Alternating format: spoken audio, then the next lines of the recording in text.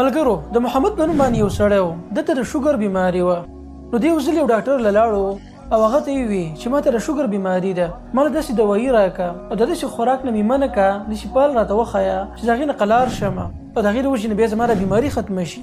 نو دغه ډاکټر راولګېدو او دې محمد ته یې وویل چې د خوږو نه ځان ساته، خواږه مه خوره، روټۍ مه خوره، چاول مه خوره او د دې نه علاوه داسې څیزونه یې ورته وښودل چې دې نه قلار شه او د پلانکي دوایي خوره، الله به تا ښه کړي. دغه شان محمد واپس کور ته راغی، لیکن څو ورځې بعد دې دویم ډاکټر له لاړو. دغه ډاکټر دغه شان زړه خبره وکړه چې ماته د شوګر بیماري ده، څه دوایي راکړه چې زه ښه شم او پال راته وښیه چې زه هغه شروع کړم.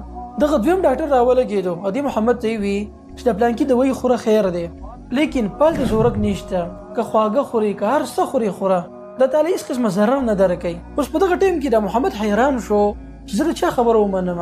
دغه دواړه ډاکټران دي، دواړو یو شان سبقونه ویلي دي، دواړه په یو منصب باندې ناست دي، زه په دې کې د چا خبره ومنم؟ نو ملګرو تاسو دغه محمد باره کې سوچ کولی شئ چې هغه به څومره په حیرت کې پرېوتی، څومره په سوچ فکر کې به پرېوتی چې په دوی کې صحیح خبره د چا ده. ملګرو دا واقعه یو مثال و، د دې واقعې په شان صورتحال نن سبا زموږ د معاشرې دی، خاص کر د پښتنو. زموږ په دې معاشره کې بعضې داسې علما راپاڅېدلي دي چې هغوی ناشنا قسمه خبرې کوي، موږ ټول حیران کړي یو. دغه علما دا خبره کوي چې الله سبحانه وتعالی وحی کړی ده زموږ پیغمبر باندې، قرآن کریم یې هغه ته رالیږلی دی. دې وجې نه دا ټول دین په دې قرآن کریم کې راجمع دی، په دې کې پروت دی، ټول نظام حیات او قوانین الله په دې کې راجمع کړي دي زموږ دپاره، او دا موږ ته په تواتر سره را رسېدلی دی، په دې کې شک نشته. دې وجې نه موږ صرف او صرف دغه قرآن کریم منل پکار دي. د قرآن نه علاوه چې څومره د حدیثونو کتابونه دي نو دا صحیح نه دي، او بیا په هغې باندې ډېر شي اعتراضونه کوي. دوی وایي چې دغه حدیثونه خو موږ د انسانانو رانقل کړي دي که نه، او دا خبره خو واضحه ده چې انسان د خطا کېدلی شي، 100% خو د خطا نه څوک محفوظ نه دی. موږ څنګه یقین وکړو چې په دغه کتابونو کې څومره په زرګونو حدیثونه راجمع دي، دا ټول صحیح دي؟